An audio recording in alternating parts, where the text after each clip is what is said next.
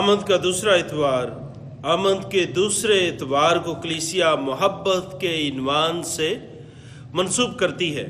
खुदा मोहब्बत है और ये मोहब्बत बेटे के रूप में खुदा बाप की तरफ से इंसानों पर मुनकशिफ हुई है। आज के मुकद्दस इक़्तिबासात तौबा करने और मोहब्बत को अपनाने का दरसे ख़ास देते हैं। आमद के अयाम हमें उकसाते हैं कि हम दुआ, तौबा, तब्दीली और रियाजत के अमल में से होते हुए अंजीली इक़दार बिलखसूस मोहब्बत को अमल में लाएं। पाकमा कलीसिया इन दिनों में अतराफ़ के साक्रामेंट को हासिल करने और ईमानी तजदीद की दावत देती है। आज के मुकद्दस इक़्तिबासात खुसूसन अंजील मुकद्दस को 3 नुकात की मद में देखा जा सकता है। पहला नुक्ता बियाबान, दूसरा पुकारने वाले की आवाज़ बियाबान में, और तीसरा तौबा की दावत। आइए पहले नुक्ता की तरफ आते हैं और वो है बियाबान। बियाबान आम मानों में सुनसान, खुश्क और बंजर जगह होती है जहाँ पर इंसान दूर दूर तक नज़र नहीं आते हैं।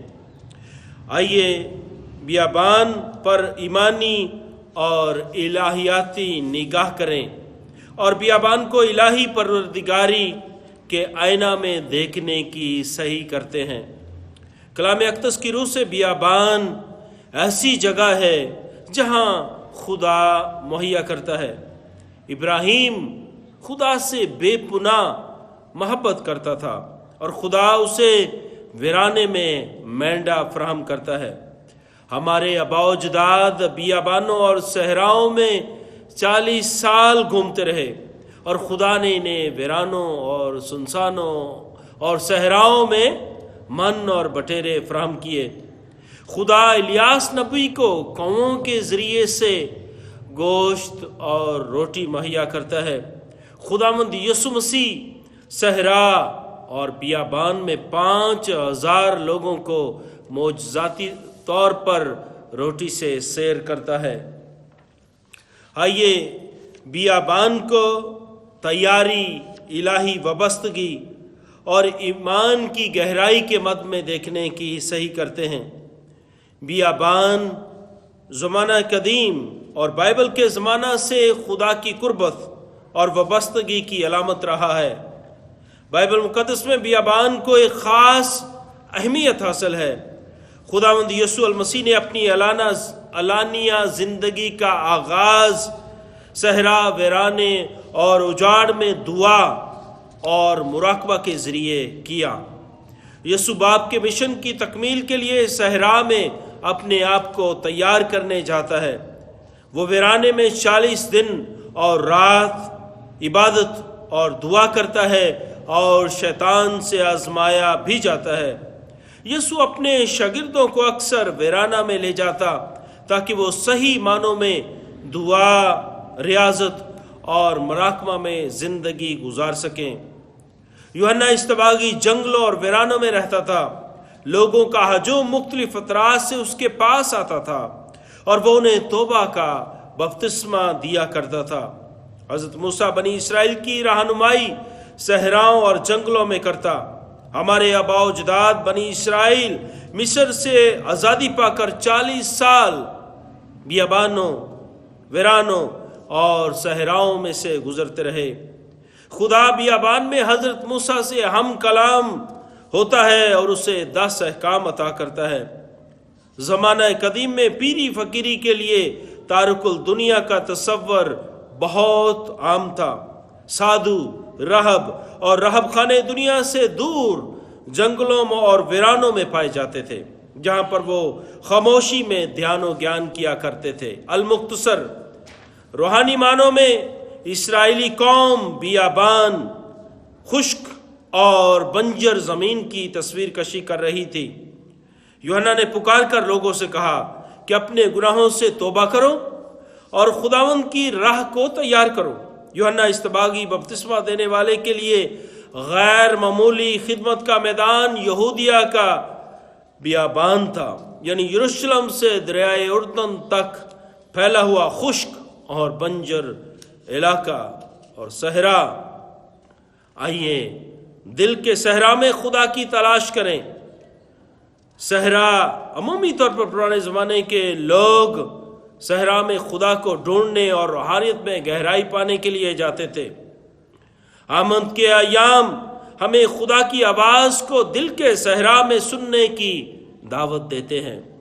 جیسے یسوع باپ کے مشن کی تکمیل کے لیے صحرا میں اترا، ہمارے آباء و اجداد حضرت موسیٰ کی رہنمائی میں وعدہ کی سرزمین میں جانے کے لیے صحرا میں اترے، ویسے ہی یہ مقدس موسم ہمیں موقع فراہم کرتا ہے کہ ہم اپنے دل کے صحرا میں اتریں، خدا کی شاہراہ پر چلیں، اپنی بری عادات، رجحانات، احساسات، محسوسات، خیالات، تعصب، جھگڑوں اور چغلی کو چھوڑ کر صبر، معافی، عدل اور محبت کو اپنائیں۔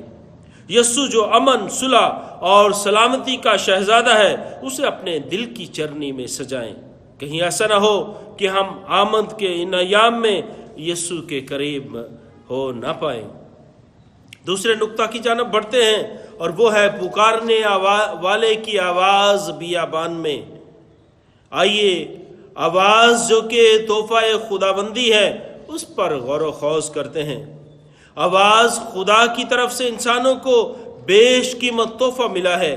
آواز کے ذریعے سے مختلف پیغامات، خیالات، محسوسات، خوشی، غم، غصہ، موسیقی، ایمان، جذبات اور تصورات کی ترسیل دوسروں تک ہوتی ہے۔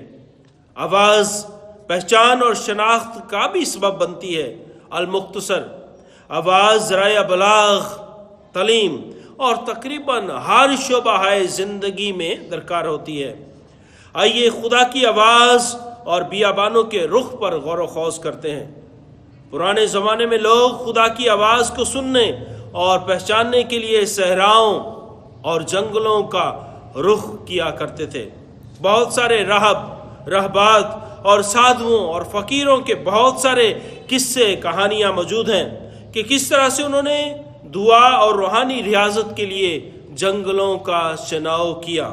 لیکن وقت کے ساتھ ساتھ زمانہ بدلتا گیا۔ آج کی انجیلی اقتباس سے معلوم ہوتا ہے کہ یوحنا اشتباغی خدا کی آواز سنتا ہے، پھر وہ خدا کے پیغام کی ترسیل کے لیے بے خوف و خطر پرجوش طریقے سے منادی کرتا ہے۔ حضرت ابراہیم خدا کے بلاوے اور آواز کو سن کر ویرانہ میں خدا کے لیے مذبح گاہ بناتا ہے اور وہاں پر اپنے بیٹے کی قربانی دینے سے بھی گریز نہیں کرتا۔ لہذا روحانی تجدید کے لیے یا کسی بھی مشن کا آغاز کرنے کے لیے پہلے خدا کی آواز سننا اور اس کے مشن کو سمجھنا ضروری ہے، اور پھر خدا سے فضل کی درخواست کرنا بھی ضروری ہے کہ خدا برکت اور فضل دے تاکہ وہ اپنا مشن پایا تکمیل تک پہنچا پائیں۔ خدا کی آواز سن کر اس کو ایمان اور کلام، رکھ رکھاؤ، کردار اور گواہی کی صورت میں دوسروں تک پہنچانا ہمارا فرض اور ہمارا مشن اولین ہے۔ آج کی انجیل اقدس میں ہم نے سنا ہے کہ یوحنا اشتباغی دیگر انبیاء کی طرح خدا کی آواز کو جرأت مندی، دلیری اور وفاداری سے لوگوں تک پہنچاتا ہے۔ ہم نے بھی خدا کی آواز بننا ہے اور خوشخبری کی اس آواز کو دوسروں تک پہنچانا ہے۔ آئیے آج کے تیسرے نقطہ توبہ کی دعوت پر دھیان و گیان کرتے ہیں۔ آمد کے یہ ایام ہمیں موقع فراہم کرتے ہیں کہ ہم اپنے گناہوں، بری عادات و اطوار کا جائزہ لیں اور اعتراف کے ساکرامنٹ کے ذریعے اپنے گناہوں کا اقرار کر کے انہیں ترک کریں۔ خدا ہمیں تاریکی کی بادشاہی سے آسمان کی بادشاہی میں بلا رہا ہے۔